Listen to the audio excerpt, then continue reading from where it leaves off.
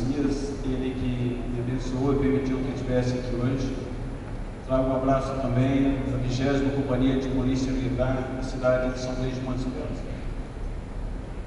O pastor já me apresentou, eu sou o Major Euclicídio, eu aproximadamente pouco mais de 8 meses eu comando a 20ª Companhia de Polícia Militar, que é responsável pelo policiamento da cidade de São Luís de Montes Belos, Aurilândia, Ivolândia, Moiporá, Cachoeira e a cidade de Firminópolis.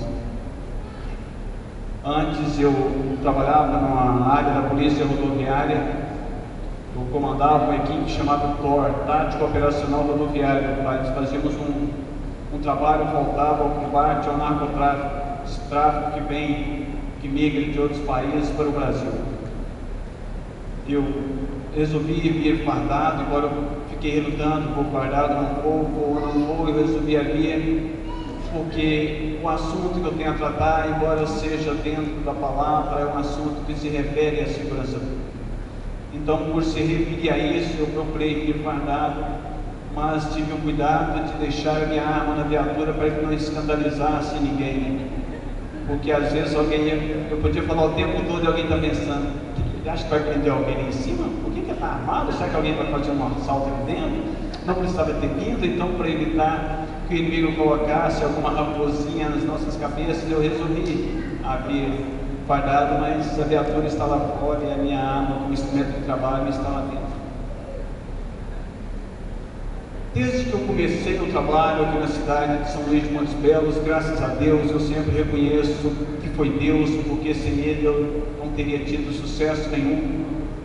Eu até no primeiro mês eu fiz uma reunião com os pastores e os padres daqui da cidade de São Luís de Montes Belos, onde eu comecei a adiantar para eles o assunto que eu vou estar falando aqui hoje com os senhores. É o papel da igreja na segurança pública, o papel da igreja na sociedade atual. Eu fiquei feliz ali onde um pastor falou assim: comandante, a minha igreja está há 40 dias em jejum e oração para que Deus mandasse um homem, servo dele, para dirigir a segurança das nossas cidades. Embora eu tenha estou um pouco acostumado com coisas que talvez todos não estão acostumados, estou acostumado a ver situações que praticamente deixaria a maioria aqui um mês sem conseguir dormir, uma semana sem conseguir comer.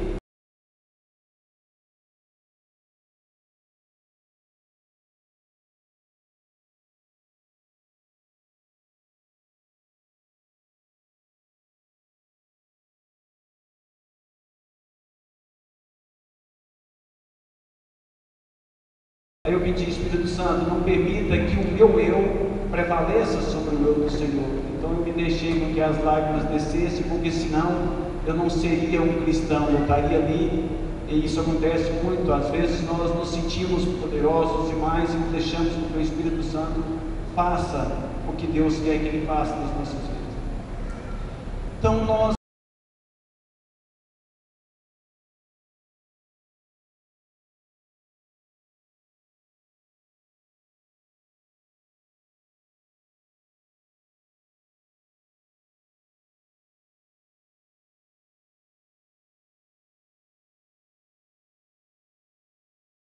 mas eu tenho sentido que alguma coisa tinha que ser feita de diferente, alguma coisa não deveria permanecer como estava.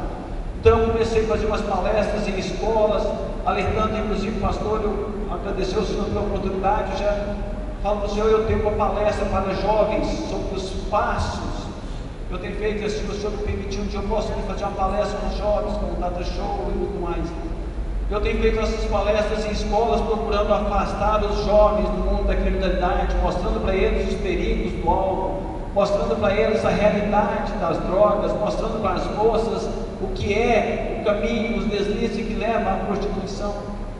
Só que algumas coisas aconteceram durante esse trajeto, e aí eu vi que a falência não era da segurança pública. Eu vi que a falência não era dos pais, que a falência não era dos governantes, que a falência é da igreja. Deus me permitiu enxergar algumas coisas que eu vi que a igreja tem uma parcela de culpa no que está acontecendo. E muitas vezes nós, como cristãos, muitas vezes nós que congregamos uma fé, eu já tenho falado isso em várias igrejas, já uns 4 meses atrás que eu venho falando isso em igreja. Semana passada eu estava lá em Volândia, hoje aqui, eu creio que domingo que vem deveria estar ministrando uma palavra também na Igreja Católica, porque alguma coisa nós precisamos de fazer, alguma coisa nós precisamos de fazer diferente, e nós como igreja não estamos fazendo. Alguma coisa que está acontecendo na nossa cidade ou nas nossas cidades, e nós como pessoas que dizemos amém, nós como pessoas que damos glória a Deus, nós como pessoas que acreditamos que estamos com os nossos nomes escritos no livro da vida, estamos inertes, estamos congelados, estamos parados e vendo as coisas acontecerem. E eu pensei, Deus, se isso mesmo que está acontecendo, que o Senhor me permita falar isso com a igreja, que o Senhor me permita, se eu estou aqui, como aquele pastor falou, que o Senhor me levantou, que eu possa acordar a igreja do Senhor. Eu pretendo fazer isso hoje. Eu queria, antes de começar a entrar nesse assunto, convidar você a ler uma coisa na palavra do Senhor, a ler no livro do Evangelho de Lucas, no capítulo 10, no versículo 25. Como eu mencionei, embora seja segurança pública, tudo que eu vou dizer está na palavra do Senhor.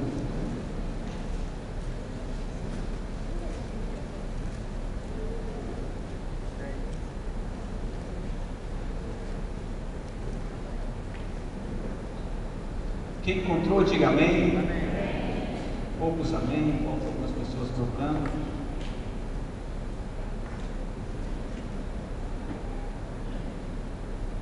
Lucas 10, 25. É uma parábola bem conhecida, a parábola do moço samaritano. Assim nos diz a palavra do Senhor. Eis que certo homem, intérprete da lei, se levantou com o intuito de pôr Jesus à prova e disse-lhe: Mestre, o que farei para herdar a vida eterna? Então Jesus lhe perguntou: que está escrito na lei? Como interpretas? Isto ele respondeu: amarás o Senhor teu Deus de todo o teu coração, de toda a tua alma, de todas as tuas forças, de todo o teu entendimento, e amarás o teu próximo como a ti mesmo. Então Jesus lhe disse: respondeste corretamente, faze isto e viverás. Ele, porém, querendo justificar-se, perguntou a Jesus: quem é o meu próximo? Jesus prosseguiu, dizendo: certo homem descia de Jerusalém para Jericó e veio a cair em mãos de salteadores, os quais, depois que tudo que lhe roubaram, lhe causaram muitos ferimentos, retiraram-se, deixando-o semi-morto. Versículo 31. Casualmente descia um sacerdote por aquele mesmo caminho, e vendo-o passou de lá. Semelhantemente um levita descia por aquele lugar, e vendo também passou de lá. Certo samaritano que seguia o seu caminho passou-lhe perto, e vendo compadeceu-se dele. E chegando-se, pensou-lhe os sofrimentos, aplicando-lhe os óleos e vinho, e colocando-o sobre o seu próprio animal, levou-o para uma hospedaria e tratou dele. No dia seguinte tirou 2 denários e entregou ao hospedeiro, dizendo: cuida deste homem, e se em alguma coisa gastares a mais, eu te indenizarei quando voltar. Qual destes 3 te parece ter sido o próximo do homem que caiu nas mãos dos sacerdotes? Respondeu-lhe o intérprete da lei: o que usou de misericórdia para com ele. Então lhe disse: vai e proceda de igual modo. Amém?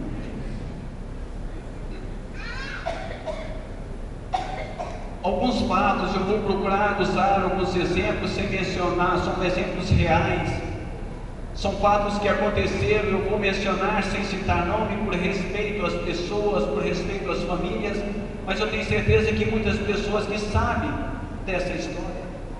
Eu tenho percebido que em algumas coisas nós temos preocupado demais com as nossas próprias vidas. Nós temos preocupado muito com as nossas famílias e temos esquecido da família dos outros. Nós temos vivido como se estivéssemos em uma redoma de cristal, onde se eu estou bem, se a minha família está bem, a do outro que se exploda, a do outro que faça o que for. E eu tenho sentido que isso não tem agradado o coração do Senhor, e a nossa sociedade está indo de mal a pior, e como o pastor falou, nós estamos estáticos.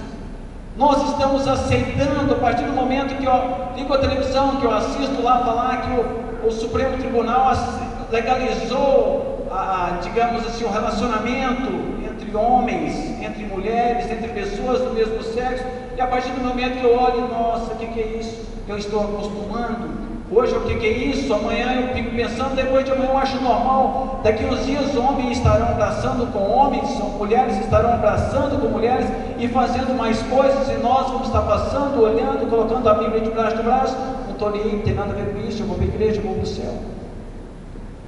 Nós precisamos de fazer alguma coisa diferente. Eu comentava com o pastor na entrada, aqui na cidade de São Luís, somos 30 mil habitantes, de acordo com o censo, eu creio que tem no mínimo 35. Nós devíamos ter aqui aproximadamente 5, talvez um exagero de 10 traficantes. Nós temos aqui uma parte de aproximadamente 50 ou mais. Isso cresceu e está crescendo mais, e nós não estamos percebendo. Nós temos aqui em São Luís de Montes Belos crianças de 11 anos de idade viciadas em drogas. Nós temos aqui moças de 14 anos que prostituem, e a grande maioria vai comprar drogas, e nós continuamos quietos. Nós continuamos no amém, nós continuamos simplesmente em vir para a igreja e sentarmos e adorarmos e voltarmos como se nada tivesse acontecido. Eu tive o desprazer de ter algumas experiências que eu vi que havia uma inércia da igreja. Uma delas, por exemplo, é um caso de uma mãe, me perdoe, para mim isso não é mãe, como diz a minha esposa, há mães e há mulheres que dão à luz. Há uma senhora que mora num setor próximo daqui, que ela tem 2 filhas e ela vende as 2 filhas. Ela vende as filhas por R$50, por R$20, inclusive um dos clientes senta no banco de uma igreja evangélica. Aí eu fiz uma reunião com os professores e conversando com todos os professores, eu falei para eles: vocês são pais, Deus os constituiu para serem pais e não simplesmente para ensinar o ABC, porque as crianças passam 5 horas em frente, na sua frente, e passam 10 minutos na frente dos pais. Aí eu contei essa história, depois o professor me procurou e falou assim: comandante, essa menina é minha aluna. Aí eu falei: mas por que o senhor fez até hoje? Fazer o que? É perigoso, o senhor sabe o que é, eu tenho minhas filhas, depois persegue. Eu falei: então o senhor está na profissão errada. Aí é que está o problema, nós estamos vendo as pessoas se afundarem e estamos preocupados conosco. Agora eu pergunto, quantas pessoas não sabiam ou não sabem que isso está acontecendo e nunca fez nada? Quantas pessoas que carregam uma Bíblia, que diz amém, que fala glória a Deus, que sabia, que sabe que essa mãe vende as filhas e nunca fez nada, nunca procurou denunciar, nunca procurou chegar no promotor e falar: doutor Deusivone, o doutor Bruno, o delegado, o major, está acontecendo isso e eu não aceito. E isso é um exemplo bonito, porque eu tenho um exemplo pior. Falava com o pastor, ele sabia que a Ebenezer, o Resgate, é ligado a essa igreja, tem uma participação dessa igreja. Vão lá, vocês vão ver uma criancinha de 8 anos de idade que era molestada pelo padrasto.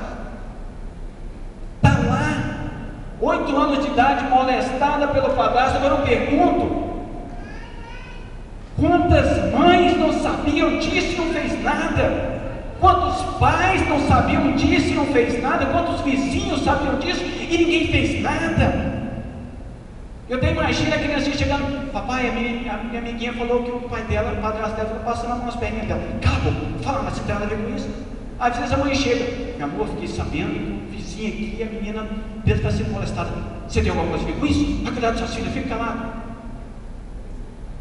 Aquela menina teve que gritar. A Bíblia fala que se nós calarmos, as pedras vão falar. Aquela menina foi uma pedra que ela teve que falar. Agora eu pergunto: será que o açougueiro não sabia? Será que o dono do supermercado não sabia? Será que a panificadora não sabia? Será que o vizinho da direita não